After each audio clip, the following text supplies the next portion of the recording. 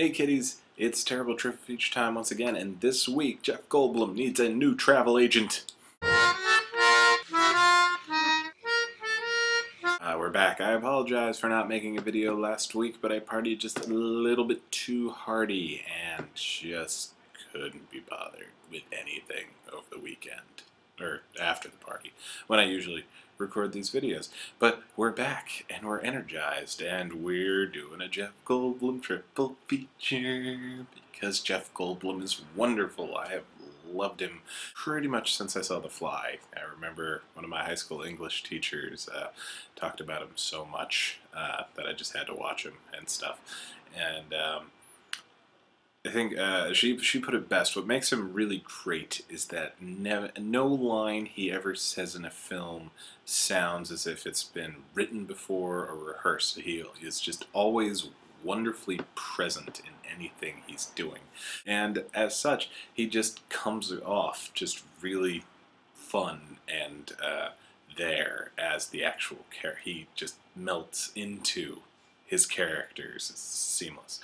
But some of these characters don't always have the best of times, and this week we're going to look at 3 movies in which Jeff Goldblum goes to a different country, and pretty much horrible things happen to him in ever-increasing terribleness.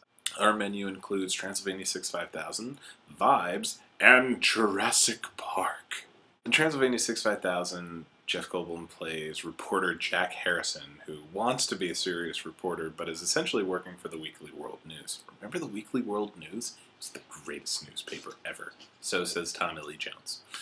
And he gets assigned to go to Transylvania to investigate some sort of Frankenstein activity with the boss's son, Gil, played by Ed Begley Jr. So it's Jack and Gil go, across the water to Transylvania. Or, well, really they go to Yugoslavia, but they say it's Transylvania. And, with a lot of the Eastern European countries, you could sort of mix and match. I think to date the only real vampire film that's been filmed in Transylvania, or what was Transylvania, was the Subspecies films, of which I am also a fan, because, fingers. However, Jeff Goldblum's Jack is completely disinterested in the assignment and just wants to get home as quickly as possible. But weirder and weirder things happen involving something that looks like a Frankenstein, something that looks like a werewolf, and looks like a vampire.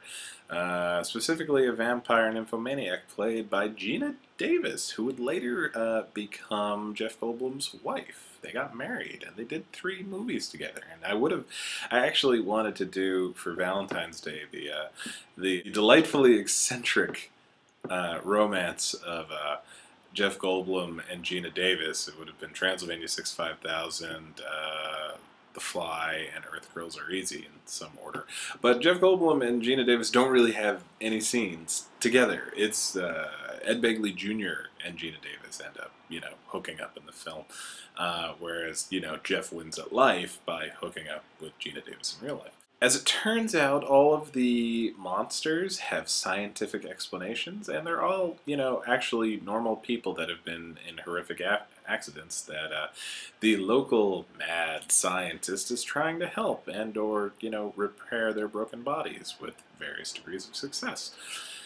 So, while, it's not the best vacation, it's not terrible. I mean, we're going to go in increasing order of horribleness, as I said. And Jeff kind of makes out pretty well. He hooks up with a fairly attractive blonde and hopefully, manages to get away from the Weekly World News at the end of it. Unfortunately, Transylvania 5000 is just not a particularly good movie. It is almost a good, so bad it's good, but it needs more things happening in it.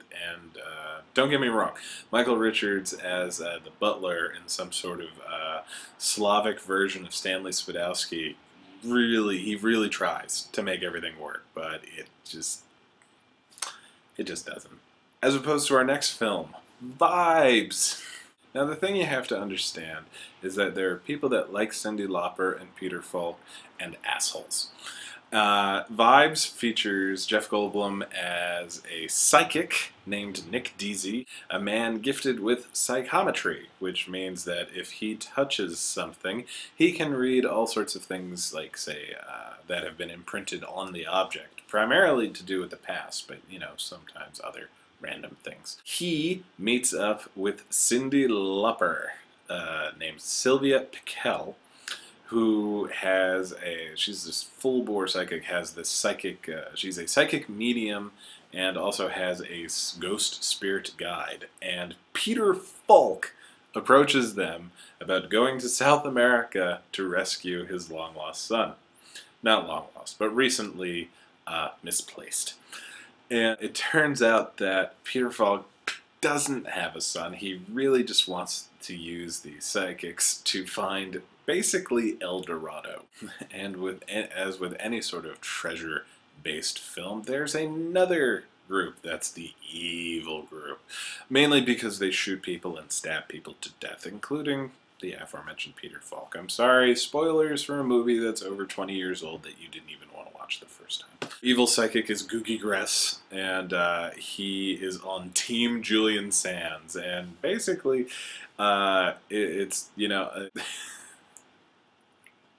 In movies, one of the two surefire signs that you're on the bad guys team is you either have a swastika on your arm or Julian Sands is somewhere affiliated with you.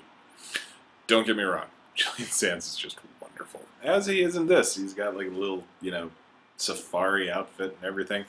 And there's just a lot of great bits of Jeff Goldblum being put upon with everybody and him being completely afraid of Montezuma's revenge, so much so that he brings like 4 tanks of water just to be on the safe side. It's still not a great movie, but I really love Peter Falk, Cyndi Lauper, and Jeff Goldblum, and Julian Sands. So, I mean, if you like them, why not just watch it? Because it's fun, and they have superpowers of a sort. And Cyndi Lauper, did I mention the Cyndi Lauper?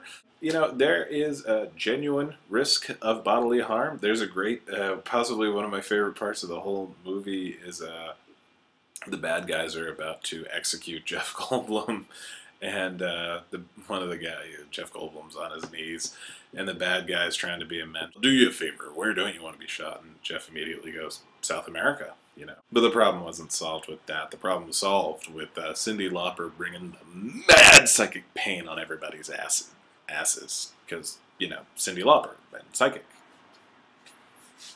It's a weird movie. But not nearly as weird as the worst trip Jeff Goldblum has ever been on, starring as America's favorite chaotician, because that is totally a grown-up profession. Dr. Ian Malcolm is brought by the insurance company and all sorts of scumbaggy lawyers to John Hammond's Island, which happens to also be the greatest wildlife preserve, Jurassic Park. Jeff pretty much has the best role in the entire movie. Don't get me wrong, Sam Neill, Laura Dern, brilliant. Richard Attenborough, equally brilliant. Wayne Knight, Sam Jackson, there's not a bad part in the movie. Except maybe the kids, but, you know, anybody who's like 50% of their lines are screaming in terror, it's not their fault. But Ian has all the lines, because he's the smart-ass doomsayer, promising that everyth's going to go wrong and it's going to blow up in everybody's faces. And by blow up, I mean dinosaurs are going to come by and eat your face, which, haha, they do. It's hard to pick a favorite Jeff Goldblum line in that one, but it may still, it's probably just going to be a tie between Must Go Faster and, well, that's a big pile of shit. Because it totally was. Oh, but then there's the Pirates of the Caribbean line. No, I go back to what I said before. It's impossible to pick a favorite Jeff Goldblum line in this movie, because he's just too good. And while Ian fares fairly horribly in the movie, what with getting, you know, not necessarily eaten, but just chewed on a little bit and then thrown for a while, he does get a lot of great painkillers afterwards. I believe in the book he dies, so movie Malcolm is much better than book Malcolm, and he ends up getting off of the island everything. Again, sorry, spoilers for a movie that if you haven't seen at this point, it probably means that you're still in utero.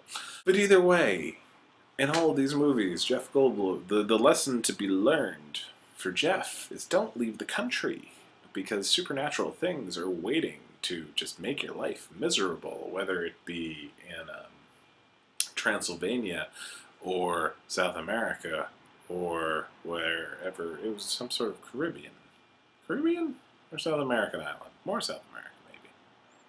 I forget which. Either way, Jeff, don't leave the country. Burn up your passport. You will be much, much happier.